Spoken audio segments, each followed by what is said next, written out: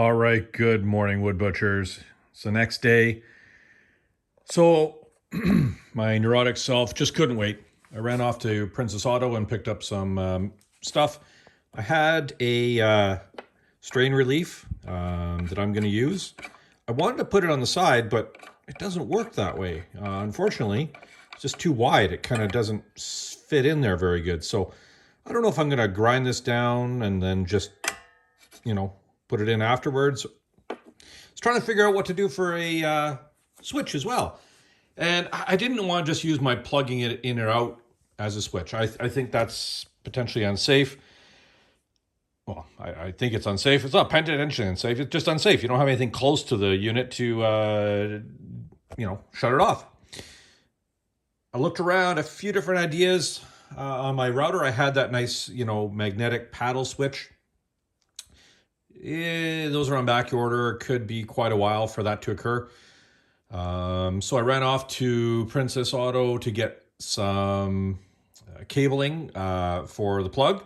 Then I ran to Canadian Tire to pick some other stuff up. And then I ran to McMahon and Yates. So 3 major Canadian, Manitoba based retailers to get everything I needed. So we're going to use this for the cable strain relief. I'll have to figure out some loop or whatever. I might even find if I can get a 90-degree conduit component there. I found at Knucklehead Tire this little guy. So this is a 20 amp toggle switch. I thought, well, I already screwed up by knocking this out. Maybe I can squeeze a toggle switch in there somewhere. A little too much slop. So I bought one of those. They have little press-in things that help to seal off, when you knock out a hole in a box and you want to cover it over. They have those. I got one of those. It seemed to work. But then I was searching through the bin of stuff and I found, wait a minute, that fits over there. Oh, okay. Sorry, crappy. So that will work. But this washer fits right over top. Oh, what if I put one washer on the inside, one washer on the outside, and then the lock ring? It's going to work. I also picked up some ring terminals. I'll crimp those on the ends because I don't know how you would ever safely attach, stranded wire on these tiny, tiny, tiny little screws. So that'll hold there. Secure fit. In here, I'm going to figure out the wiring, and I'll use some wire nuts to get that figured out for the 2 parts of the 120 volt component. And I got I think a 40-foot extension cord that I'm going to cut a good chunk off. Use a plug on that, and then the rest of it's going to go in here with the strain relief. I think it could work. So I'm going to go through this as we're going through, as my usual thing. I'm going to go step by step. I'm not going to have the camera rolling for every little thing because I'm usually trying to figure this crap out before while I'm doing it. No sense you seeing me scratching my head and rubbing my tummy. So let me work through this and I'll bring you along as we go through each part of it. All right, I got my wire here. This is 12 gauge SJTW. It's an extension cord. Princess Auto had these on for, I think, $40 for 40 feet or $60 for 40 feet. I can't remember. Anyways, it has a nice thick coating on it. It has a factory plug on it that will work in 15 or 20 amp. Yeah, I'd love to put a 20 amp plug on this so nobody can put it in a 15 amp circuit, but best I can find, and it's only for me. And if I do sell it, I'll probably keep the cord anyways. So it's all good. I stripped it back to, I'm using about half the cable. That way I can have this grinder anywhere in the shop and still mount it and get it to a plug. We have to always remember, if you're going to be feeding the cable into something, you put the grommet end that's, on first. I'll just have to choose one of these little guys and slide it over the end. Then what I need to do is a couple things. I need to crimp a ring terminal on the green, and that's going to ground out the motor. In here, there's a grounding screw there. On the black, I'm going to have to cut a little piece off. There'll be a ring terminal on one end, actually on on one end here, a ring terminal on here, and then this I'm going to strip back and use it to connect into the windings for the hot side. And then on the, I'm assuming this is white. I'm hoping this is white. I'm gonna think this is white. I'm going to just, you know, cap it off and then put just to strip the end. And again, this is all stranded wire, so all stranded wire going together, and we'll use a, I know it's a Moret, it's vibration. I'm going to keep a close eye on it. I got to find a better way of doing things. I might get one of those Wagyu clamp things. Pretty expensive, but it might be worth it. The other thing is that this little switch, I forgot to mention, is actually rated for a 1.5 amp, or sorry, 1.5 horse motor. So it actually is designed for this. And this is a 1.5 horse motor. So I'm trying to follow everything as good as possible. Big caveat here, okay? I am not an electrician. I've played with the electrical sparky stuff in the past. I've had some stupid issues and mistakes, and 220 across the chest is never fun. So I'm going to warn you, do not do this unless A, you're qualified, B, you're very experienced, C, you're taking the risk into your own hands, and D, you just want to hurt yourself. Don't do that. Be smart about this, people, okay? I'm not saying this is a guide or directions on how to do it. I'm showing you how I do it. Take your own precautions. Be smart. Don't do anything stupid. So I'm going to get you all set up here once I get the ring terminals on, and I'll show you how I'm going to kind of try and organize the whole component of it. Okay, so a little fiddling later, we got everything done up. Cord is coming in here. That rubber strain relief grommet looks really good. It has a nice seal on there. Nothing's going to get in that spot. The wires, what I've done is I've joined them up the way they're supposed to be done. So it's black, white, yellow, and this is going to the neutral. Then we have another one, which are the blue, orange, and red. And I've pigtailed on a ring terminal. That's going to go on that switch. So it's going to be secure on that. I had some made for 12 gauge wire. The challenge is that it was really loose in there. And number two is that my crimpers couldn't get around it to squish it down. So A, I need to get bigger crimpers, and B, I don't know if these wires are truly 12 gauge. But, you know, they're all secured and really mechanically strong connection there. So I think we're good on that.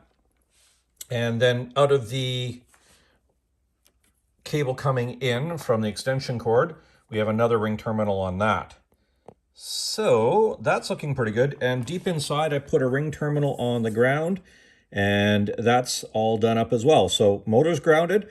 I got the positive, the black coming in, and that's going to go to the switch, and then neutral to the other stuff, and let's hope that works. So I'm going to get the switch all wired up in place, show you how I'm doing that, and we'll go from there. One little heads up, just for, I think, logic and sense of, anybody else touching this, or even myself reminding it, I had to figure out which way was down on the switch. So when I mount it, I want it so that when you turn it off, you push down. That seems logical. You flip it up and gravity helps it down. Especially if you're whacking at it and going, off. Down is going to be easier than trying to flick it up. So all I did was I took my little Ryobi tester there, put it on continuity mode, and figured out when I had continuity, it's on. When I don't have continuity, it's off. So if you have one of these guys, that's what it looks like for off. Okay, let me get it together. Switch is wired in, coming from the extension cord cable. It goes to the switch. Switch turns the hot on or off, and then that goes to the motor windings. I hope I got this in the right direction. It spins the right way. Ugh. If not, I'll have to just reverse them, or there's something else I think I have to reverse on it. I don't know if it really matters. I just keep messing with wires until it all works properly. The nice thing is that this particular motor explains, the motor pairings and coordination for it. And it also says that the rotation needs to be reversed, that you can flip it, certain wires here and there. So again, I love it when the instructions are right on whatever you're using. All right, time to get that switch all nicely buttoned up in there. So we have all the wires done up here. If you can see, so I have a big flat washer on the back side here. I have another flat washer here, and I have the nut on that. That holds that really solid. It's got a nice positive stop there. For right now, as I'm getting used to it, I think this will be sufficient and safe. I'm going to put the motor wiring cover back on, tuck everything in. I hit this with a good dose of electrician's tape. You know, those ring terminals were sticking out. There's bare wire there. It's kind of tucked in here with the other wires. I'd hate for anything to rub or something weird happen and get a short. Is it going to help? I don't know. I would have preferred heat shrink, but I didn't have enough that would fit across the right spot. And when I eventually redo all this stuff. Oh boy. Okay, let me get that buttoned up, and we're going to see if this thing's going to spin the right way. All right, so everything's buttoned up. My luck, motor's going to be going the wrong way. Plugged into a nice 20 amp circuit. I got the unit, screwed down to this board, and that board is clamped down to the workbench. So I hope this isn't going to go anywhere. Okay. Oh, safety, squints, close your eyes, look out, look out. Wow. That is smooth. I can't even tell which way the motor's running. Oh, son of a... Jesus. Wrong way. I'll be back. Guess I gotta switch those two wires. Okay, wires are swapped. Let's give her a little pulse. Make sure we're spinning the right way. Okay, it works. This works. Let's have a look. Ah, there we go. The instructions on the motor are even good. Shall we dare to throw a belt on this? I think we need to. All right, it's all ready to go. I checked the tracking really carefully. I put the belt on and I spun the wheel by hand a whole long time until it all seems to line up pretty good. I got the belt going the right way. Everything else seems to be good. I'm gonna go stand over on the side here, well away, and let's just give it a quick little pulse. Okay, we're tracking all right there. I'm sure we can make some adjustments as we go, but so far, no belt flying off. Let's let it fly a little bit.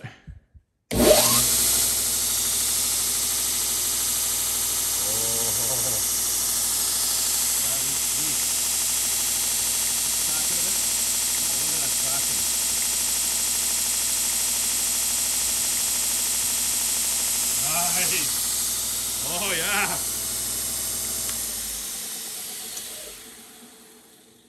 Yeah, it's a bit noisy once you put a belt on there. That is sweet. Oh. Hey, everybody. I'm not going to do anything with it yet. I want to learn a little bit more about it. I want to read through the instructions and the safety precautions, because in those 6 seconds of whatever I was doing there, there's some serious power behind this thing. Hey, I hope you found this a little bit interesting, a little bit useful. If it did, like and subscribe. I'm going to play around with this a little bit. And, if you subscribe, then once I kind of learn some ins and outs of this particular model, I'll give you a little update. Oh, dang it. I have a lawnmower blade that needs sharpening. I get to play this afternoon. Anyways, have a good one, everybody. Go out, have some fun, make a mess, enjoy things, and I'll catch you later.